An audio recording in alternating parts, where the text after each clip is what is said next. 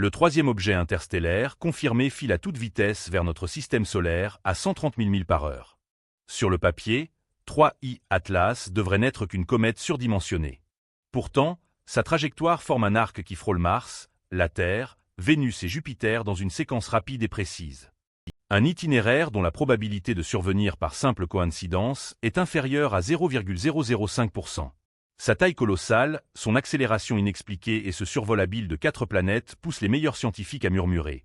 Et si 3IE Atlas était en réalité un engin de reconnaissance à propulsion nucléaire, venu évaluer notre réaction? S'il s'agit d'une création artificielle, les enjeux sont incommensurables. Le premier contact de l'humanité et notre stratégie de réponse pourraient bien dépendre de ce que nous révéleront les prochaines observations. Mais quelles preuves pourraient enfin trancher sur la nature réelle de cette chose? En juillet 2025, les données s'accumulent. L'objet répertorié sous le nom de 3D Atlas traverse le système solaire à 130 000 milles par heure, une allure qui lui permettrait de franchir l'Atlantique en moins de 2 minutes. Son diamètre mesuré, proche de 20 km, en fait le plus imposant visiteur interstellaire jamais observé. À titre de comparaison, cela équivaut à la longueur de Manhattan, se déplaçant à une vitesse qui éclipse celle de toute comète ou astéroïde connue. Les équipes d'astrométrie au Rubin Observatory et avec TESS analysent les premières détections, en enregistrant chaque position avec une précision de l'ordre de la seconde de milliac. La trajectoire reconstituée à partir de dizaines d'images montre une orbite hyperbolique non liée, sur une voie à sens unique à travers le système solaire. Cependant, l'ajustement n'est pas impeccable. Les résidus dans les mesures indiquent des écarts subtils par rapport à la courbe gravitationnelle attendue. Les experts s'interrogent sur leur portée. S'agit-il seulement de bruit dû aux erreurs d'observation ou d'un premier indice d'une force dépassant la gravité? Les modèles classiques de comètes anticipent une accélération non gravitationnelle, avec des jets de gaz s'échappant de la glace exposée au Soleil, déviant légèrement le noyau. Mais pour TRI-LAS, la chevelure est ténue et curieusement placée, sans trace évidente d'émissions gazeuses typiques. Le profil photométrique est encore plus intrigant. Sa luminosité reste constante, sans vacillement ni affaiblissement au fil de la rotation. Pas de pic révélateur, ni de creux dû à des culbutes ou à des poussées de jets. À cette envergure et cette rapidité, tout processus naturel devrait laisser une empreinte distincte. Recul thermique, éjection de volatiles, chauffage solaire. Or, les observations révèlent une régularité presque mécanique. Les calculs de vitesse de fuite corroborent ce que suggère déjà l'orbite. Sans freinage, 3I Atlas ne sera jamais capturé par le Soleil. Sa vitesse hyperbolique excédentaire, celle qu'il conserve même en s'échappant de l'attraction solaire, figure parmi les plus élevées jamais enregistrées pour un objet naturel. Pour certains, l'absence d'un mécanisme naturel clair soulève une interrogation. Et si un propulseur opérait, dissimulé sous la chevelure? La quête d'une réponse irréfutable incite les astronomes à sonder plus savants, en disséquant chaque irrégularité dans le déplacement de cet intrus de la taille de Manhattan. En août 2025, l'orbite reconstituée de TRI Atlas trace une ligne traversant les vicinities de 4 planètes en moins de 6 mois. Mars, la Terre, Vénus, puis Jupiter. Chaque rencontre est positionnée à une fraction d'unité astronomique près. Cette séquence n'est pas un simple effleurement du Soleil, mais un circuit multiplanétaire. Chaque passage est assez proche pour permettre au télescope de recueillir des spectres détaillés, tout en restant assez éloigné pour esquiver une capture gravitationnelle ou une perturbation destructrice. Les simulations orbitales effectuées au Rubin Observatory et par des équipes indépendantes recréent ce périple avec des milliers de clones virtuels. Même en intégrant les erreurs de mesure et une éventuelle émission de gaz, l'alignement persiste pour presque toutes les variantes plausibles de l'orbite. La trajectoire de l'objet slalome avec une finesse remarquable, effleurant les orbites de Mars et de la Terre, plongeant à l'intérieur de celle de Vénus, avant de se catapulter vers Jupiter. Cette géométrie n'est pas simplement rare, elle défie toutes les normes. Les modèles galactiques basés sur des éjections et captures aléatoires estiment qu'à peine 1 sur 10 000 objets interstellaires entrerait par hasard dans une telle série d'approches planétaires rapprochées. Le groupe AVO publie un chiffre accablant, moins de 0,00005% de chance pour un visiteur aléatoire de reproduire ce schéma de survol de 4 planètes. Cette assertion se propage via les groupes Telegram, les serveurs de prépublication et les couloirs de conférences. Les sceptiques contre-attaquent, invoquant les biais des relevés. Les découvertes favorisent les objets traversant l'écliptique, zone la plus scrutée par les télescopes. Mais même après correction de ces biais, les probabilités demeurent infimes. La chorégraphie de ce périple suscite de nouvelles interrogations. S'agit-il d'une mission de repérage, optimisant les points d'observation tout en limitant les dangers? Chaque planète offre une perspective unique sur le système solaire, et le calendrier, Mars d'abord, puis la Terre, Vénus, Jupiter, privilégie la surveillance sans s'attarder dans un puits gravitationnel. La route de l'objet évoque une intention, ou du moins un schéma que les processus naturels peinent à justifier.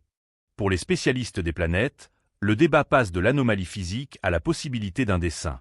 La question suivante, si c'est du repérage, que réserve l'étape post-observation? Habib, l'astrophysicien de Harvard qui avait jadis placé Oumuamua au cœur d'un débat sur une sonde extraterrestre, entre dans la controverse autour de Tri-I Atlas.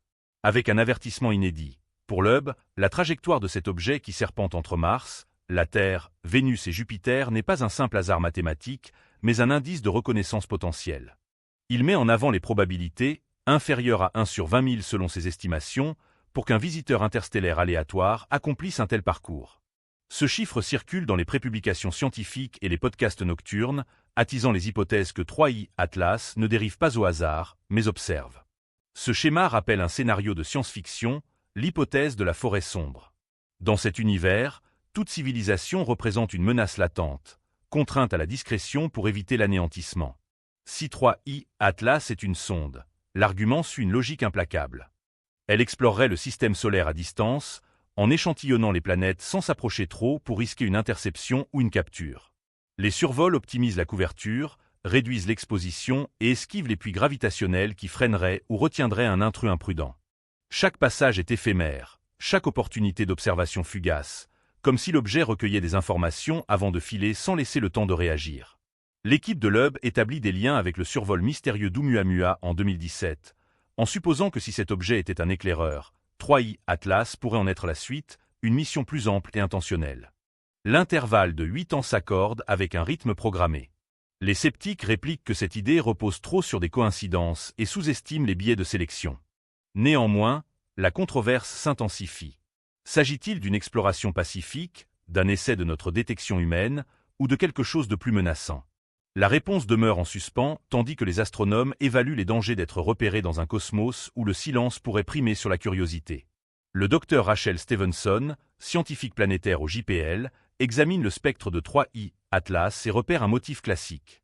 La chevelure, bien que ténue et curieusement orientée vers l'avant, renferme de l'eau, du dioxyde de carbone et des organiques en traces, signature d'une comète née dans le froid interstellaire profond. Les images de Hubble montrent un voile diffus tourné vers le Soleil, sans jet net ni reflet métallique. Les mesures de réflectivité correspondent à des grains glacés clairs plutôt qu'à des alliages artificiels.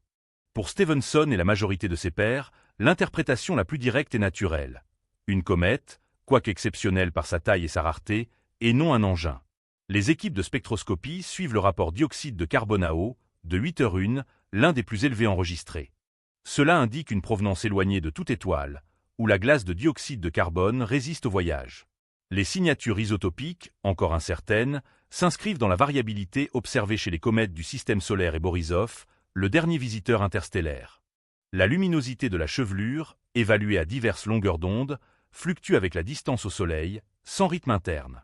Chaque ensemble de données affaiblit les affirmations extraordinaires, ancrant le débat dans la chimie et la physique. Pourtant, la question de la réaction persiste. Les ingénieurs du projet y ramènent des simulations. Intercepter 3I Atlas exigerait un changement de vitesse d'au moins 60 km par seconde, un bond au-delà des capacités actuelles des fusées. Des concepts de voile solaire, inspirés de Breakthrough Starshot, pourraient atteindre la cible, mais seulement avec des charges légères et des années de préparation. L'intercepteur de comètes de l'ESA attend à L2, apte à viser des comètes plus lentes, mais impuissant face à une poursuite aussi rapide. Pour l'instant, la science dépend des télescopes, non des sondes. Les conseillers en politique rouvrent les dispositions du traité sur l'espace extra-atmosphérique. Pas de signaux unilatéraux, pas d'engins nucléaires en orbite. Toute initiative soumise à un examen international. Les groupes de travail de la SETI et des Nations Unies discutent de l'opportunité d'envoyer un message ou de garder le silence, en balançant les périls du contact contre le prix de l'inaction. Les protocoles sont explicites. Observer, consulter, se préparer. Tandis que 3I Atlas file au loin, la réaction mondiale se forge non seulement sur sa nature, mais sur notre façon d'affronter l'inconnu. Son envergure de 20 km, sa vitesse de 130 000 milles par heure et son survol multiplanétaire, passant Mars, la Terre, Vénus et Jupiter en quelques mois, en font l'un des visiteurs solaires les plus singuliers jamais détectés. Malgré une accélération non gravitationnelle bien documentée et un itinéraire à moins de 0,005% de probabilité fortuite, les données spectroscopiques du JWST et des télescopes terrestres ont révélé une chevelure diffuse et une réflectivité élevée alignée sur le comportement cométaire connu. Ce qui demeure obscur, c'est la raison précise du mouvement anormal de 3I, Atlas, et si d'autres objets similaires surgiront. Avec seulement des mois pour l'observer, des initiatives comme l'intercepteur de comètes de l'ESA et le projet Lyra esquissent des plans testés pour une riposte rapide, qu'il s'agisse d'un phénomène naturel ou artificiel. 3I, Atlas incite l'humanité à affronter l'inconnu par la science, la vigilance et le partage de données ouvertes.